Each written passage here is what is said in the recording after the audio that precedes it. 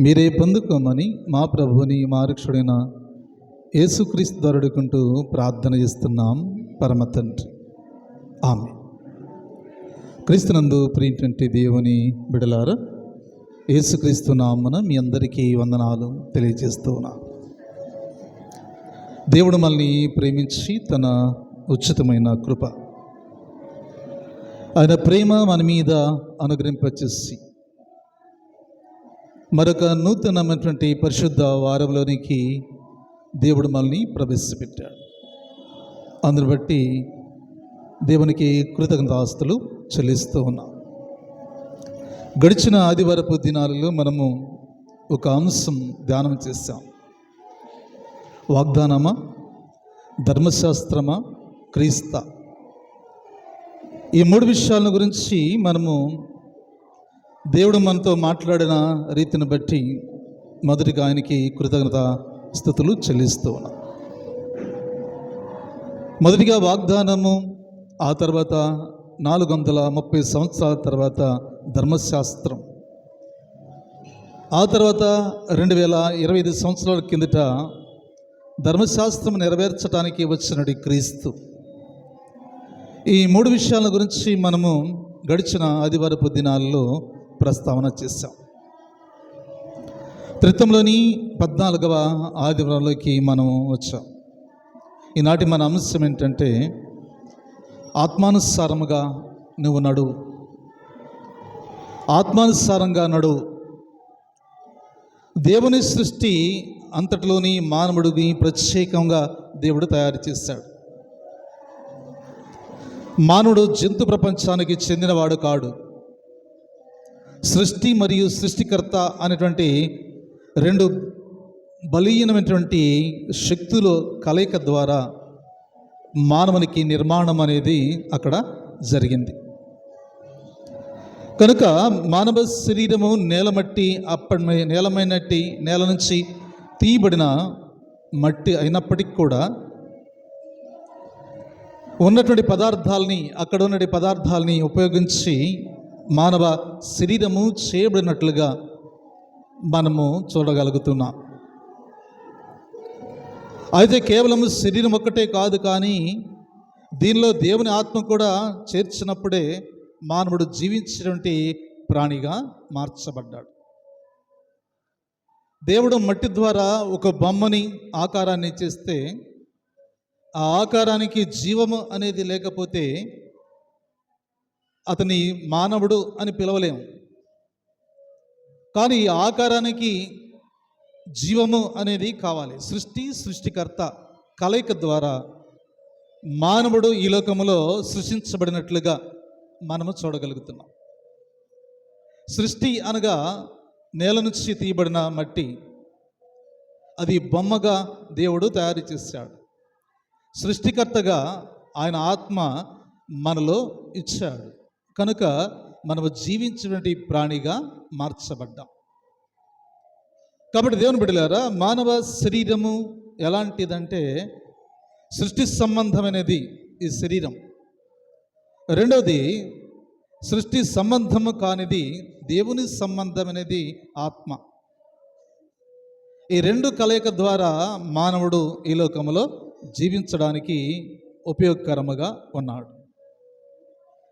కాబట్టి ఆత్మానుసారముగా మనం నడుస్తున్నామా అనేది ఈ దినాన అపొస్తలుడైన పౌలు గలతీ సంఘానికి ఒక ఉత్తరాన్ని రాసి, ఆ ఉత్తరంలో ఆయన మాట్లాడుతూ గలతీలకు రాసిన పత్రిక 5వ అధ్యాయము 24వ వచనాన్ని చదువుకుందాం. క్రీస్తు యేసు సంబంధులు శరీరమును దాని ఇచ్చలతోనూ దురాశలతోనూ సిలువ వేసి ఉన్నారు. ఇక్కడ యేసుక్రీస్తు సంబంధులు శరీర కార్యాలను ఏం చేయాలంట? సిలువ వేయాలి. ఇది మొదటి పాయింట్. యేసుక్రీస్తు సంబంధులు శరీర కార్యాలకు ఏం చేయాలంట? సిలువ వేయాలి. అంటే దాన్ని చంపివేయాలి. వాటిని చంపివేయాలి అంటే శరీర ఆలోచనలను, శరీర కోరికలను, శరీరానికి సంబంధించిన ప్రతిదీ కానీ కూడా మనము మన మనస్సులోని దాన్ని చంపివేసుకోవాలి. శరీరం చేసే క్రియ ఆత్మకు నచ్చదు, ఆత్మ చేసే క్రియ శరీరానికి నచ్చదు. ఈ రెండు ఉంటేనే మనం బ్రతుకుతాం. ఈ రెండు లేకపోతే ఆత్మ లేకుండా శరీరము పనికిరాదు, శరీరం లేకుండా ఆత్మ పనికిరాదు. కాబట్టి ఈ రెండు కూడా ఒకటి ప్రకృతి సంబంధమైనదైతే ఒకటి ఆత్మ సంబంధమైనది. ఈ ఆత్మ సంబంధమైన శరీరాన్ని మనము జీవింప చేసుకోవాలి, కానీ ప్రకృతి సంబంధమైన శరీర ఆశలను మనము చంపివేయాలి. ఈ శరీరము సృష్టి సంబంధి, అది బలహీనమైనది కనుక సాతాను శరీరాన్ని వశపరుచుకునిద్ది. సృష్టికి సంబంధించిన దాన్ని, దేవుని ఆత్మను వాడు ఏం చేయాలంటే మరి వాడు పాడు చేయడానికి ప్రయత్నం చేస్తూ ఉంటాడు. నీ శరీరాన్ని లొంగ తీసుకోవడానికి సాతానికి చాలా ఈజీ, కానీ ఆత్మను లొంగ తీసుకోవడానికి చాలా కష్టం. అందుకని మనల్ని శరీరముగా బలహీనపరిచిన తర్వాత అది ఎక్కడికి వెళుతుందంటే ఆత్మకి వెళ్ళిపోతుంది. ఆత్మను బలపరిచి పాడు చేయడానికి అది సిద్ధపడుతుంది. అప్పుడు శరీరము పాడైపోతుంది, ఆత్మ పాడైపోతున్నది. అప్పుడు మనము దేవునికి ఎలా ఉంటామంటే దూరంగా ఉంటాం. ఒకసారి వినండి నా మాటలు, వినండి. దేవునికి మనము దూరంగా వెళ్ళిపోతాం. దేవునికి దూరంగా ఉంటే ఏం జరుగుతుంది? మానవుడు దేవునికి దూరంగా ఉంటే ఏం జరుగుతుంది? కుటుంబానికి యజమానుడు దేవునికి దూరంగా ఉంటే కుటుంబం ఎలా ఉంటుంది? ఎలా ఉంటుంది కదా? పతనమైపోతుంది. అలాగనే మనము దేవునికి దూరంగా ఉంటే మనమే పాడు చేసుకుంటూ ఏం చేస్తున్నా ఆయన ఇచ్చిన ఆత్మను కూడా నిలబెట్టుకోలేనటువంటి స్థితిలో బలహీనమైపోతున్నాం. కాబట్టి అందుకే ఆత్మానుసారముగా మనం నడుచుకోవాలి అంటే మనం ఏం చేయాలి అనేది జ్ఞాపకం చేసుకున్నప్పుడు ఆయన అంటున్న మాట ఏంటంటే శరీర కార్యాలని మనం ఏంటంటే విసర్జించాలి. మనకు ఒక గలతీయులకు రాసిన పత్రికలో పౌలు గారు ఒక లిస్ట్ రాశాడు. ఆ లిస్ట్ ఏంటంటే 19వ వచనం నుంచి 21 వచనాల మధ్యలో ఉంటుంది. అది ఒకసారి చదువుకుందామా? శరీర కార్యాలు స్పష్టమైనవి, అవేమనగా జారత్వం, అపవిత్రత, కామత్వం, విగ్రహారాధన, వ్యభిచారము, దేశము, కలహము, మత్సరము, క్రోధము, కక్షలు, భేదములు, మిగతవులు, అసూయలు, మహత్వలు, అల్లరితో కూడిన ఆటపాటలు మొదలైన వీటిని గూర్చి నేను మీకు మునుపు చెప్పిన ప్రకారం వాటిని చేయువారు దేవుని రాజ్యానికి స్వాతంత్రంగా కొనరని వారితో చెప్పాను. ఇవన్నీ కూడా శరీర కార్యాలు. ఈ శరీర కార్యాలు మానవుని యొక్క జీవితాన్ని పాడు చేస్తాయి. మనలో ప్రతిదీ ఉంది, ఇక్కడ చదువుబడింది ప్రతిదీ మన మనసులోనే ఉంది. అది ఇక్కడ నుంచి మనం బయటికి తీసివేయలేకపోయాం. నువ్వు ఎంత ప్రార్థన చేసినా, నువ్వు ఎన్ని కన్నీరు కార్చినా, దేవుని ఎంత నమ్మినా, ఇక్కడ ఉన్నటువంటిది ఒక్కటి కూడా మనము మన మనసులో నుంచి తీసివేసుకున్నామంటే మంచుకు కూడా కనబడదు. చూడు, ఇక్కడ ఏముండయో అవి కూడా మనలోనే ఉన్నవి. అవి ఏందంట కదండి? జారత్వం ఉంది, అపవిత్రత ఉన్నది, కామత్వం ఉన్నది, విగ్రహారాధన ఉంది, అభిచారము, ద్వేషము, కలహము, మత్సరము, క్రోధము, కక్షలు, భేదములు, ఇవన్నీ కూడా అసూయ, అన్నీ కూడా మనకి ఉన్నాయి. ఇవన్నీ కూడా మనల నుంచి తొలగిపోవాలంటే అంత తేలికైంది కాదు. ఎందుకంటే ఈ దెయ్యాలన్నీ మనలో పుట్టక ముందు నుంచే మన హృదయాల్లో ఉన్నాయి. పుట్టిన తర్వాత ఇంకా అవి పెరిగినాయి, పెద్ద అయిపోయాయి, మనతో పాటు అవి కూడా పెరిగిపోయినాయి. అసూయ అనేది ఎంత ప్రమాదకరమైనదంటే అంత ప్రమాదకరమైనది. మానవునికి మొదటిగా అసూయ కదండి, మొట్టమొదటికి వచ్చేది అసూయే. మన ముందు ఒకడు ఎదుగుతే ఓర్చుకోలేము, అసూయ. దాన్ని మనము వాడిక భాషలో ఏమంటుంటే కళ్ళల్లో నొప్పులు పోసుకుంటున్నారు అంటారు.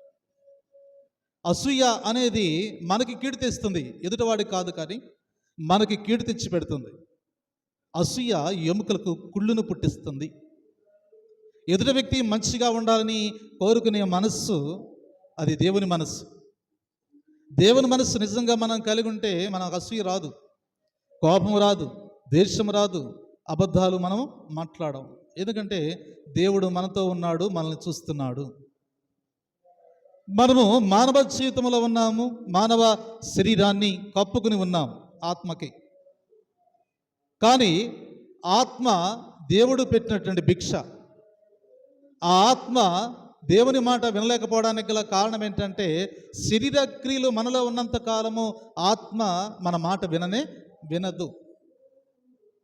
చాలామంది చాలా సందర్భాల్లో మనం చెప్పుకున్నాం, మారు మనస్సు పొందినట్లే పొందుతారు, నిజమైన మారు మనస్సు వారికి ఉండదు.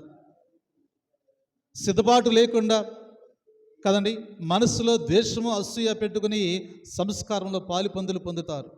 పక్కవాడితోని సమాధానం ఉండదు కదండి. సమాధానం లేకుండా నీవు రొట్టెను ద్రాక్ష రసం తీసుకుంటే నీకు రోగాలు వస్తాయి, కానీ అది దీవెనలు రావు. నీ అంతకు నీవే రోగాన్ని తెచ్చుకుంటావు.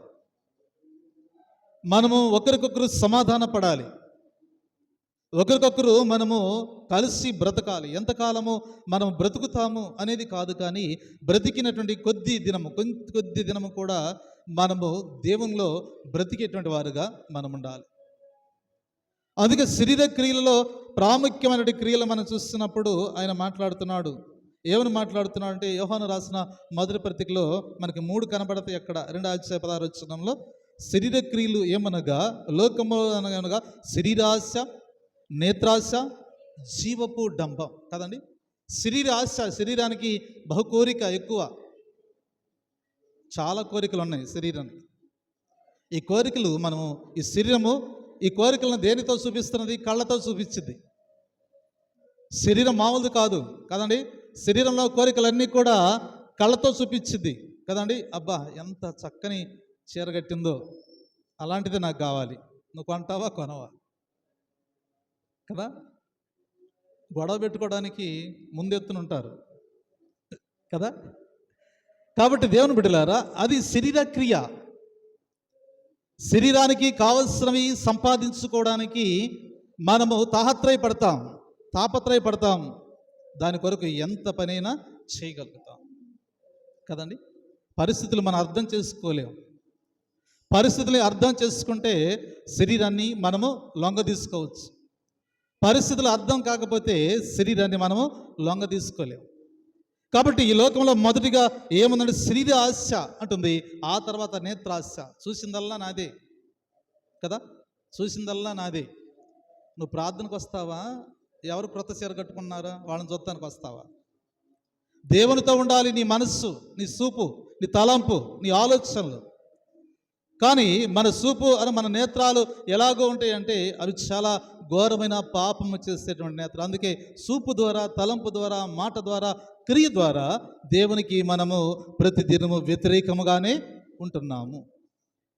అందుకే మొదటిగా ఈ లోకంలో ఉంది శరీరాశ, రెండవది నేత్రాశ, మూడవది జీవపు డంబం. జీవపు డంబం అంటే జీవపు డంబం, ఆకలి ఎంత తిన్నా దరిద్రమే. తినదాంట్లో తృప్తిపడం. కొంచెం సేపు ప్రార్థన ఆలస్యమైతే అసలు కానివ్వండి భోజనాల టైం అయింది కదండి. జీవపు డంబం, కడుపే దేవుడు అనుకుంటున్నారు. ఆహారం కొరకు సమయాన్ని హెచ్చిస్తారే తప్ప దేవుని వాక్యానికి సమయాన్ని హెచ్చించలేనటువంటి ప్రజలుగా మనమున్నాం. కాబట్టి దేవుని బిడ్డలారా, అందుకే ఇక్కడ ఏమంటే ఈ లోకంలో శరీర ఆశలు ఎలాంటివి అంటే ఆత్మానుసారముగా జీవించలేనటువంటి క్రైస్తవులుగా మనమున్నాము. కానీ శరీర సంబంధం క్రైస్తవులుగా జీవిస్తున్నాము. ఈ 3 ప్రతి ఒక్కరికి ఉంటాయి. శరీరాశ లేకుండా ఎవడు లేడు, నేత్రాశ లేకుండా ఎవడు లేడు, జీవపు డంబం లేకుండా ఎవడు ఉండలేడు కదండి. 40 దినాలు నీళ్లు తాగకుండా నినివే పట్టణస్థులు ఉపవాసం ఉన్నారు. ఆహారం తీసుకోకుండా 40 దినాలు దేవునితోనే ఐక్యత కలిగి మనస్సంతా దేవునిపై పెట్టి దేవుణ్ణి ప్రాధేయపడ్డారు. అయ్యా, ఈ యొక్క విపత్తు మా మీదకి రాకుండా, మా దేశం మీదకి రాకుండా, మా పట్టణం మీదకి రాకుండా కాపాడయ్యా అని 40 దినాలు కనీసం నోట్లో నీళ్లు కూడా పోసుకోకుండా ఆడ ఉపవాసం ఉండి రక్షించబడితే, ఒక్క దినము ఉపవాసం ఉండటానికి మనము అంగలారుస్తాం, ఏడుస్తాం. ఉపవాసం ఉన్నప్పుడు ప్రార్థన చేయండి అంటే మొఖాలు నేలకేస్తాం. మన ఉపవాసం వ్యర్థం కాదా? మన ఉపవాస ప్రార్థన వ్యర్థము కాదా? అని వచ్చింది దేనికి కదా? దేవుని సన్నిధానంలో నీ మనవులు దేవునికి చెప్పాలా లేదా? నీ మనవులు దేవునితో చెప్పాలి. నీ శరీర క్రియలను విసర్జించుకునేటువంటి సమయం అది. నా మనసులో ఉన్నదన్నీ కూడా దేవునితో మనవి చేసుకున్నప్పుడు మనకి ఎక్కడ నెమ్మది కలుగుతుందంట? అక్కడే నెమ్మది కలుగుతుంది. ఆయనే మనకు సమాధానాన్ని ఇస్తాడు. కాబట్టి దేవుని బిడ్డలారా, అందుకే ఏమంటే ఆ రోమపత్రిక 6వ అధ్యాయము 6వ వచనాన్ని చదివినప్పుడు మాట్లాడుతా ఉన్నాడు. రోమపత్రిక 6వ అధ్యాయము 6వ వచనం అమ్మా. ఆ, ఆ, ఉమ్, ఉమ్, ఉమ్. మన ప్రాచీన స్వభావము ఆయనతో కూడా సిలువ వేయబడింది. పౌలు గారు మాట్లాడుతున్నాడు. మన ప్రాచీన స్వభావము అనగా ఇంతకు ముందు ఉన్నటి మన స్వభావము ఎలా ఉన్నది, దేవులోకి వచ్చిన తర్వాత మన స్వభావము ఎలా ఉన్నది, ఈ రెండింటిని కూడా మనం బేరీజు వేసుకోవాలి. ప్రతి క్రైస్తవుడు కూడా ఈ రెండింటిని మనము బేరీజు వేసుకోవాలి. క్రీస్తుకు పూర్వం మనం ఎలా ఉన్నాము, క్రీస్తు శకం మనం ఎలా ఉన్నాము, కరోనాకు ముందు మనం ఎలా ఉన్నాము, కరోనా తర్వాత మనము ఎలా ఉన్నాము కదండి. కరోనా తర్వాత ఎలా ఉన్నాము? అన్ని బాధలే, వ్యాధులే.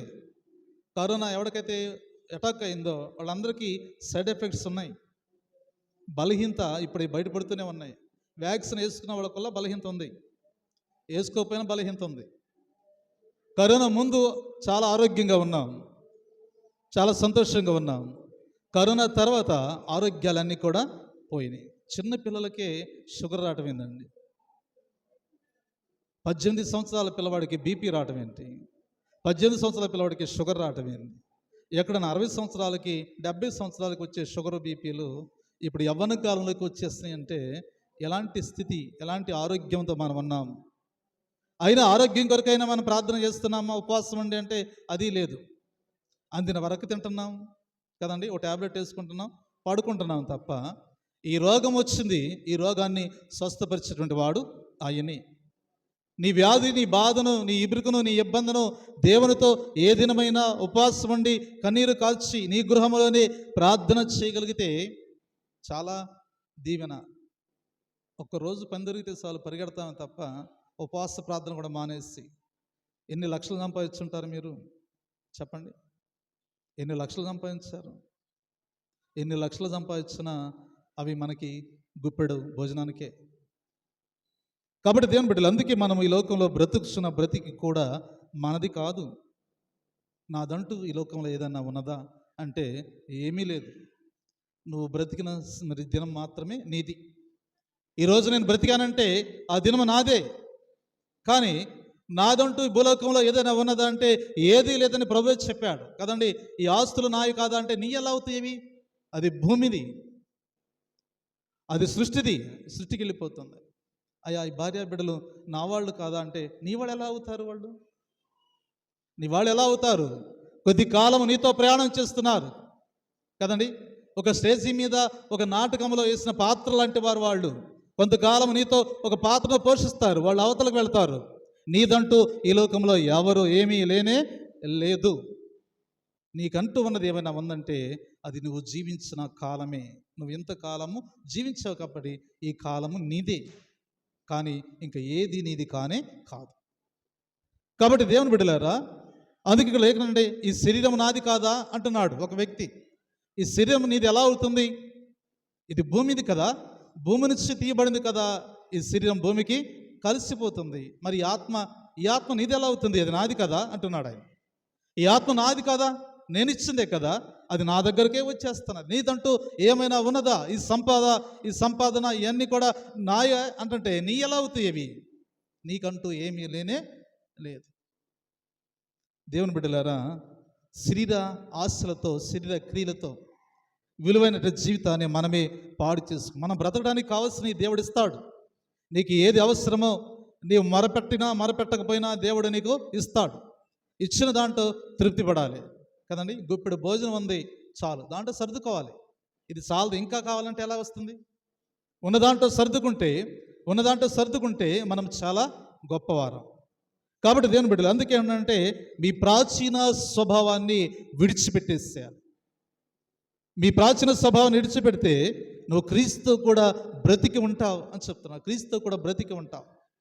క్రీస్తు బ్రతికుండాలంటే మన ప్రాచీన స్వభావాన్ని విడిచిపెట్టాలి, అనగా శరీర క్రియలను మనము విసర్జించినట్లుగా విసర్జించాలి. రోమపత్రిక 6:2 చదువుకున్నాం. ఆ, ఉమ్, ఉమ్, చాలు అని పాప విషయమై చనిపోయిన వారము ఎలాగూ దానిలో మనం జీవిస్తాడా? పాప విషయంలో చనిపోతున్నాము, మళ్ళీ జీవిస్తామండి మనం? చెప్పండి, జీవిస్తామా? ఎవరు చెప్పట్లా కదా. జీవిస్తామా? జీవిస్తున్నాం కదా, జీవించట్లేదా? బాప్తిస్మం పొందాం, సరిపోయాం.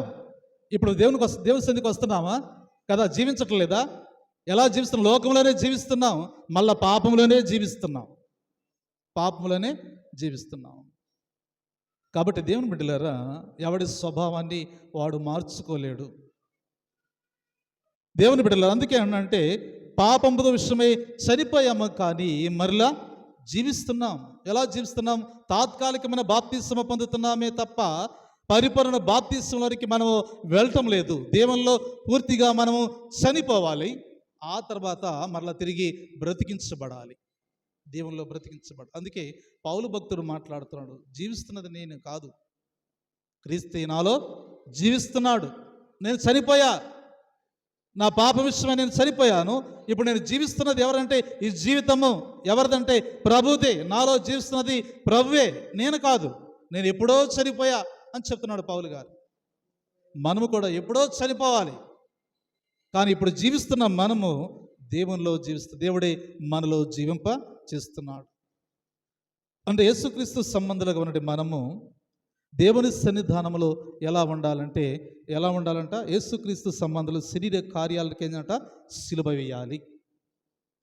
సిలువ వేస్తే తప్ప మనము ఈ లోకంలో జీవించలేము అని చెప్తున్నాను. అందుకే దేవునికి వాక్యం చెప్తుంది, నువ్వు ఉంటే చల్లగా ఉండు, లేకపోతే బెచ్చగానైనా ఉండు, నులుబెచ్చగా మాత్రము ఉండద్దు. ఉంటే చల్లగా ఉండు, దేవుడు లేడు విడిచిపెట్టి వెళ్ళిపో. లేదా దేవుడు ఉన్నాడంటే సమస్తాన్ని విడిచిపెట్టి దేవుణ్ణి వెంబడించు. అలా కాకుండా అటు చల్లదనము ఇటు వెచ్చదనము కాకుండా నులివెచ్చని జీవితంతో ఉన్నప్పుడంట దేవుడు నా నోట్లో ఉమ్ము బయట వేసినట్లుగా నేను నిన్ను బయట పడవేస్తాను. నేను అంటున్నా, ప్రకటనల గ్రంథంలో ఒకసారి వెళ్తే అక్కడ చెప్తున్నాడు. ప్రకటనల గ్రంథం 3:15 చదువుకున్నాం. ప్రకటనల గ్రంథం 3:15.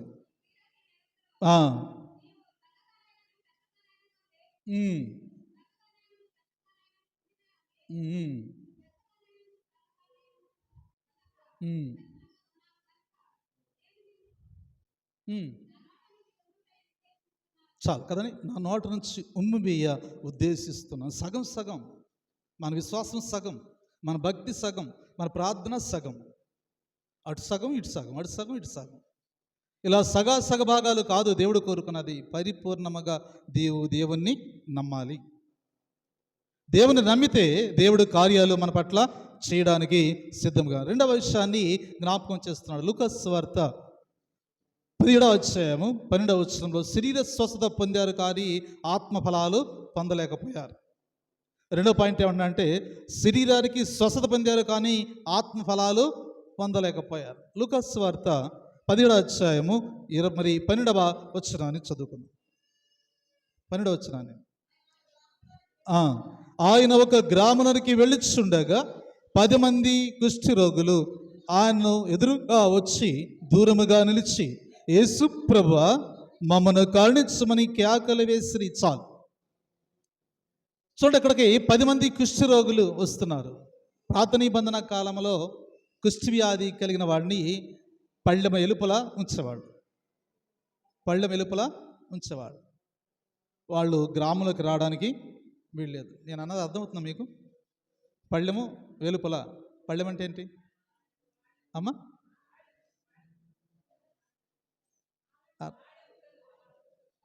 పళ్ళెం వెలుపల అంటే దూరముగా కదండి, దూరముగా అని అర్థం. దూరముగా వెలుపల, పళ్ళానికి వెలుపల అట్టి పెడతారు. ఎక్కడుంటారంట? గ్రామంలోనికి రాకుండా కుష్టి వ్యాధి అనేది కలిగి ఉంటే, లెప్రసీ వ్యాధి కలిగి ఉన్నటువంటి వ్యక్తిని ఏం చేసేవాడంట? దూరముగా అట్టి పెట్టేవాడు. ఎవడు తాకటానికి వీల్లేదు, అది అంటు వ్యాధి. వాడి దగ్గరికి వెళ్ళాలంటే చాలా దూరముగా సరైనటువంటి అవయవాలు కప్పుకుని జాగ్రత్తగా వెళ్ళాలి. అలాంటి భయంకరమైన వ్యాధి కుష్టి వ్యాధి. ఆ కుష్టి వ్యాధిని నిర్ధారణ చేయాలంటే ఆ దినాల్లో వైద్యులు లేరు, యాజకులు మాత్రమే ఉన్నారు. ఈ యాజకులే వ్యాధిని నిర్ధారణ చేస్తారు. ఇదిగో నీ కుష్టి వ్యాధి వచ్చింది కనుక గ్రామానికి వెలుపల నీ ఉండేసేయి అని పంపిస్తారు. ఆ వ్యాధి తగ్గేంత వరకు లోపలికి రావడానికి వీలు లేదు. వారికి దూరం నుంచే భోజనము కానీ నీళ్లు కానీ అన్నీ కానీ దూరం నుంచి వాళ్ళు సప్లై చేస్తారు. అలాగే ఇక్కడ ఎవరెవరు వచ్చారు ప్రభు దగ్గరికి అంటే, ఇక్కడ సమరయులు వచ్చారు, యూదా ప్రాంతం నుంచి వచ్చారు, సమరయ ప్రాంతం నుంచి కూడా వచ్చారు. అయితే 11వ వచనం మాట్లాడుతున్నాడు, ఆయన యెరూషలేముకు ప్రయాణమై పోవచ్చు సమరయ గలిలయ మధ్య వెళ్ళుచు ఉండెను. ఆయన ఒక గ్రామంలోకి వెళ్ళుచుండగా 10 మంది కుష్ఠరోగులు ఆయన్ని ఎదురుగా వచ్చి దూరముగా నిలిచి, యేసు ప్రభువా మమ్మల్ని కరుణించని కేకలు వేసిరి. ఎందుకు మనం కేకలు వేస్తాం? అవసరం ఉంటేనే కదా కేకలు వేసేది. అవసరం లేకపోతే కేకేస్తామా? అవసరం ఉంటే కదా మన దగ్గరకు వస్తారు. అవసరం లేకపోతే వస్తారా? పిలుస్తారా? పిలవరు కదండి. ఇప్పుడు అవసరం ఉంది ప్రభుత్వం వాళ్ళకి, అందుకే పెద్ద పెద్ద కేకలు వేస్తున్నాడు కదండి. పెద్ద పెద్ద కేకలు వేస్తారు. అవసరం ఉన్నప్పుడు పెద్ద కేకలు వేస్తారు, రండి రండి అని. అవసరం లేనప్పుడు ప్రక్కన పోతున్నా కానీ పలకరించేవాడు ఎవడు ఉండడు. కానీ ప్రభుత్వం ఇప్పుడు అవసరం. ఈ అవసరం తీర్చుకోవాలంటే ప్రభుని పెద్ద కేకలతో కేక వేస్తున్నారు. ఆ 10 మంది కుష్టి వ్యాధి కలిగినారు. యేసు ప్రభువా మమ్మల్ని కరుణించని కేకలు వేసిరి అని ఇక్కడ రాయబడినట్లుగా మనం చూస్తా ఉన్నాం. 13వ వచనాన్ని మనం చదివినప్పుడు అక్కడ మాట్లాడుతున్న మాట మనం చూస్తూ ఉంటాం. అందుకే యేసు ప్రభువా మమ్మల్ని కరుణించని కేకలు వేస్తున్నారు, అధికంగా కేకలు వేస్తున్నారు. కేకలు వేస్తున్నప్పుడు ఆయన మాట్లాడుతున్న మాట మనం అక్కడ జ్ఞాపకం చేస్తున్నాం. ఎందుకు ఈ రీతిగా కేకలు వేస్తున్నారంటే వారికి అవసరత ఉన్నది. ఆయన దగ్గరికి వెళితే మేము బాగుపడతాం అనేటువంటి ఆలోచన, విశ్వాసం వాళ్ళలో ఉన్నది కనుక ఆయన ఏం చేస్తుంటే ఆ ప్రాంతం గుండా సంచారం చేసుకుంటూ వెళుతూ ఉండగానే ఆయన గురించి కేకలు వేసినట్లుగా మనం అక్కడ చూస్తాం. 15వ వచనాన్ని చదువుకుందాం. వారిలో ఒకడు తన స్వస్థ కలుగుట చూసి గొప్ప శబ్దంతో దేవుణ్ణి మహింపరుస్తూ తిరిగి ఆయన వద్దకు కృతజ్ఞతాస్తులు చెల్లిస్తూ ఆయన పాదాల యొద్ద సాగిలపడినాడు సమరయుడు. ఇక్కడ 10 మంది కుష్ఠ రోగులు వచ్చారు ప్రభు దగ్గరికి. వచ్చి ఏమంటానంటే, అయ్యా ఇదిగో మేము కుష్ఠ వ్యాధితో బాధపడుతున్నామంటే ఆయన ఏమన్నానంట, నేను బాగు చేస్తానని చెప్పలా, నేను మీకు స్వస్థత కలుగు చేస్తానని చెప్పలా, మీరు వెళ్ళి మీ యాజకులకి కనబరుచుకొనండి అని చెప్పాడు. మీరు వెళ్ళి మీ యాజకులకి కనబరుచుకొనండి అని చెప్పాడు. చెప్పినప్పుడు వీళ్ళు ఏం చేశారంట, వెంటనే వెనక్కి తిరిగి వెళ్ళిపోతున్నారు. ఎవరెవరు? యూదా ప్రాంతం నుంచి వచ్చిన వారు, సమరయ ప్రాంతం నుంచి వచ్చిన వారు అందరూ కలిసి ప్రయాణమై వెళుతూ ఉండగా, మార్గమంతటిలోకి వెళుతూ ఉండగానే వారికి స్వస్థత కలిగింది. ఇది గమనించిన వ్యక్తి మాత్రము వెనక్కి తిరిగి పరిగెత్తుకుంటూ వచ్చేసాడు. చూడండి, వెనక్కి తిరిగి పరిగెత్తుకుంటూ వచ్చేసాడు. వచ్చి పెద్దగా కేక వేసి ఆయన పాదాల మీద పడి కదండి, ఆయన పాదాల మీద పడి ఆయనకి కృతజ్ఞత అర్పణ అర్పిస్తున్నాడు. ఎందుకంటే నా యాజకుడవు నువ్వే. ఎందుకంటే తన విశ్వాసము ఆయన్ని స్వస్థపరిచింది. వారిలో విశ్వాసమే వారిని స్వస్థపరిచింది.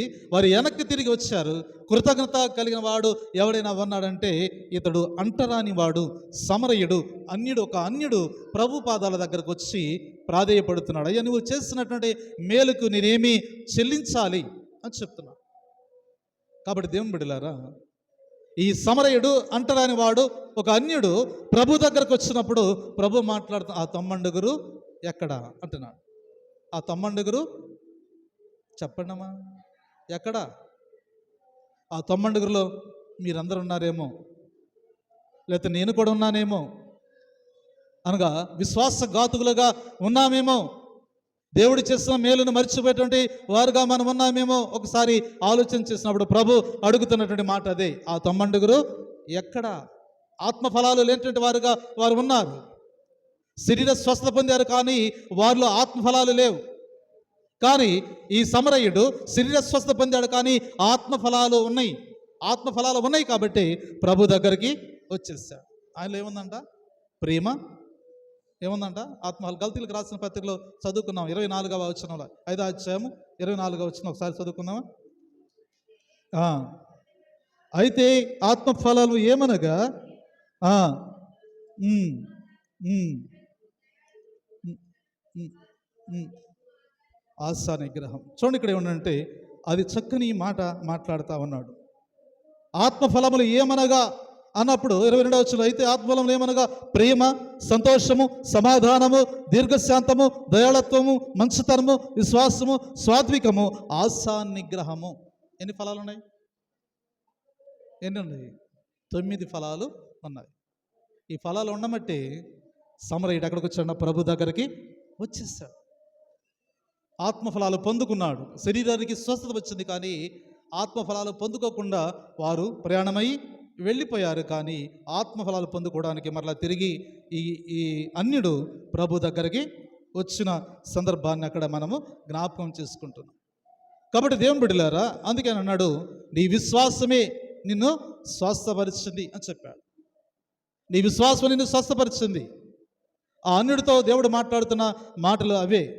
అందుకే ఇక్కడ చక్కని మాట అంటున్నాడు. లూకాసు సువార్తలో మనం గమనించినప్పుడు లూకాసు సువార్త 11వ అధ్యాయము 23వ వచనాన్ని చదువుకుందాం. 23వ వచనాన్ని 11:23.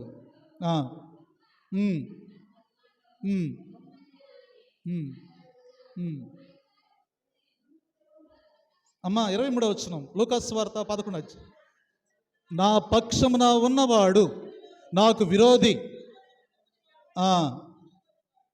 చాలు కదండి. ఏమన్నా? నా పక్షాన ఉన్నవాడు నాకు విరోధి. ఆత్మఫలము లేనటువంటి వాడుగా ఉంటున్నాం.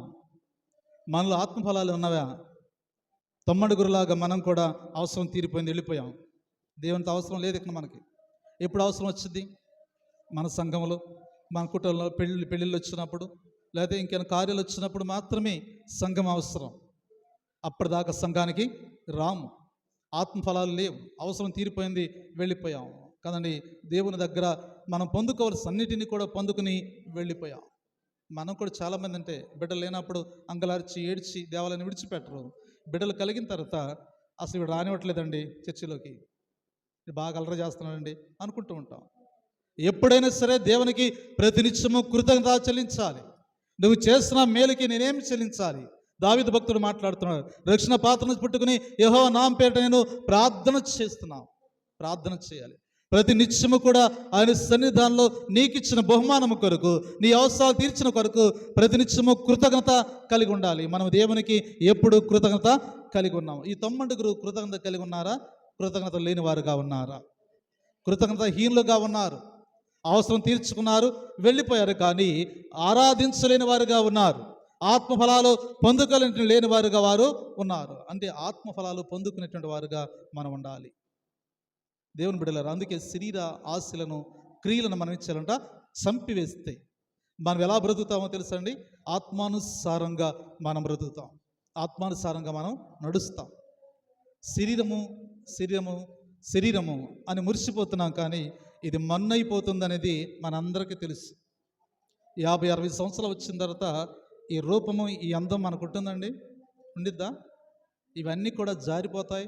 శరీరము ముడతలు పడిపోతుంది, అన్నీ ముడతలు పడిపోతాయి. మన ఆకారము వికారం అయిపోతుంది. అప్పుడు చూస్తానికి ఎవడో మన దగ్గరికి రాడు. ఇప్పుడు యవ్వనంలో ఉన్నాం, యవ్వన కాలంలో ఉన్నాం. శరీరం దృఢముగా, అందముగా, సంతోషంగా ఉన్నది. ఇక శరీరాన్ని చూసి మురిసిపోతున్నాం, కానీ ఈ శరీరము కన్నా నిత్యము యవ్వనముగా ఉండేది ఒకటి ఉంది. ఆ యవ్వనం అనేది ఏంట? ఆత్మ. ఆత్మ ఎప్పుడు యవ్వనముగానే ఉంటుంది, అది ఎప్పుడు బ్రతికే ఉంటుంది. శరీరము చనిపోతుంది, కానీ ఆత్మ ఖచ్చితంగా బ్రతుకుతుంది. బ్రతికేటువంటి ఆత్మ అది. ఆ ఆత్మ కంట దేవుడు ఒక క్రొత్త శరీరాన్ని మీకు ఇవ్వడానికి ఆయన ముందుగానే సిద్ధపరిచాడు. ఈ శరీరం స్థానంలో ఒక క్రొత్త శరీరం ఇవ్వాలంటే నీ శరీర క్రియలను చంపివేస్తే అప్పుడు ఆత్మకు దేవుడు క్రొత్త శరీరాన్ని ఇస్తాడు. ఆ క్రొత్త శరీరం ఏంటంటే ఎముక లేనిది కదండి, శరీరము లేనిది కదా. ఎలా ఉంటుందంట? దూది పింజు కంటే మెత్తనగా, సంతోషముగా, సౌందర్యముగా, పరలోకమందు దూతలను పోలిన వారి శరీరము నీకు దేవుడు అమర్చడానికి సిద్ధముగా. మరణం అనేది ఇక అక్కడ ఉండదు, ఏడుపు అనేది ఉండదు, నిట్టూర్పు ఉండదు, దిగులు ఉండదు కదండి, ఏమీ ఉండదు. వీటినన్నిటినీ కూడా దేవుడు నీకు ఇవ్వడానికి సిద్ధపడుతూ ఆయన నీతో మాట్లాడుతున్న మాట అంటే, నీవు ఆత్మానుసారంగా నడుస్తున్నావా? ఒకవేళ నడవకపోతే నీ శరీర క్రియలను చంపివేయి. కృతజ్ఞత కలిగి ఉండాలి. తొమ్మండుగురు ఎక్కడ అని ప్రభు అడుగుతున్నాడు. రేపు ఒక దినాన మానవుడుగా ప్రశ్నిస్తున్నాడు కదండి. ఆమె ఎక్కడికి వెళ్ళింది? ఇద్దరు వచ్చారు, ఇద్దరు తిరుగులు విసురుతున్నారు. ఇద్దరు తిరుగులు విసురుతుంటే ఒకరు మాత్రమే కనిపించకుండా వెళ్ళిపోయారు, ఒకరు కనిపిస్తున్నారు కదండి. ఈమె ఏమనుకోవాలి? ఆ వ్యక్తి ఎక్కడున్నాడు? ఆయన దేవుని పిలుపుని అందుకున్నవాడుగా ఆయన మరణము చూడకుండా అక్కడికి వెళ్ళినట్లుగా మనం అక్కడ చూస్తాం. కాబట్టి దేవుని బిడ్డలారా, ఆత్మానుసారంగా మనం నడవాలి. శరీర క్రియలను విసర్జించి ఆత్మానుసారంగా మన పౌలు వారు మాట్లాడుతున్నటువంటి మాట అదే. ఏమంటాడంటే 16వ వచనం అన్నాడు, నేను చెప్పినది ఏమనగా ఆత్మానుసారంగా నడుచుకునుడి, అప్పుడు మీరు శరీరిచ్చలను నెరవేర్చరు. శరీరము ఆత్మకు, ఆత్మ శరీరముకు విరోధముగా మరి ఆక్షేపించును. ఇది ఒకదానికొకటి వ్యతిరేకంగా ఉన్నవి కనుక మీరు ఏమి నిశ్చయించుదురో వాటిని చేయకుందరు. వాటిని చేయకుండా ఉండండి. శరీర క్రియలను చేయకుండా ఉండండి, వాటిని చంపివేయండి. అది మన వల్ల కాదు. శరీర క్రియలను చంపివేస్తామా? అది మన వల్ల కాదు. బాప్తిస్వం పొందుతున్నాం, కానీ శరీర క్రియలు కూడా చంపితేనే బాప్తిస్వం పొందాలి. మీరు పాతి పెట్టబడుతున్నారు. బాప్తిస్వం అంటే చనిపోవడం. పాపంలో చనిపోయి కదండి ఆత్మ శరీరముగా మరి తిరిగి లేపబడాలి. అది బాప్తిస్వం. అందరూ తీసుకుంటున్నారే, నేను తీసుకుంటున్నా అని మునిగి వస్తే ప్రయోజనం లేదు కదండి. మునిగి వస్తే ప్రయోజనం లేదు. ఇంకా మునిగి లేనిపోని వ్యాధులు తెచ్చుకోవద్దు. శరీర క్రియలను మనము విసర్జించి శరీరాన్ని దేవుని సన్నిధానంలో పాప విషయమై మనం చనిపోయి నీతి విషయంలో మరలా తిరిగి లేపబడేటువంటి వారుగా మనం ఉండాలి. అందుకే ఈరోజు దేవుడు నీతో మాట్లాడుతున్నాడు. ఏమని మాట్లాడుతున్నా అంటే, నీవు ఎలా ఉంటున్నావు చూడండి. ఆత్మానుసారంగా నువ్వు నడుస్తున్నావా? ఒకవేళ నడవకపోతే నీకు అవకాశం ఇస్తున్నాను. ఇప్పుడైనా ఆత్మానుసారంగా నీవు నడువు. ఆత్మానుసారంగా నువ్వు నడవగలిగితే దేవుని యొక్క నిత్య రాజ్యానికి మనమందరము కూడా వారసులుగా ఉంటాం. నీవు నేను కూడా. మనం 10 మంది కుష్ఠరోగుల్లో ఆ 9గురులాగా మనం ఉండకుండా తిరిగి సమరయుడు, అన్యుడు ప్రభు పాదాల దగ్గరికి ఎలా వచ్చాడో మనమందరము కూడా ఆయన పాదాల దగ్గరికి వెళదాం. ఆయన ఆరాధిద్దాం, గణపరుద్దాం. ఆయన రాకడ కొరకు సిద్ధపడేవారిగా ఉండడానికి ప్రయత్నం చేద్దాం. అలా చేయడానికి పరిశుద్ధాత్మ దేవుడు సహాయం చేసి నడిపింపచేయనుగాక. సమస్త జ్ఞానం ఇచ్చిన దేవుని సమాధానము యేసుక్రీస్తు వలన మీ హృదయములకు, మీ తలంపులకు కావాలి ఉండునుగాక.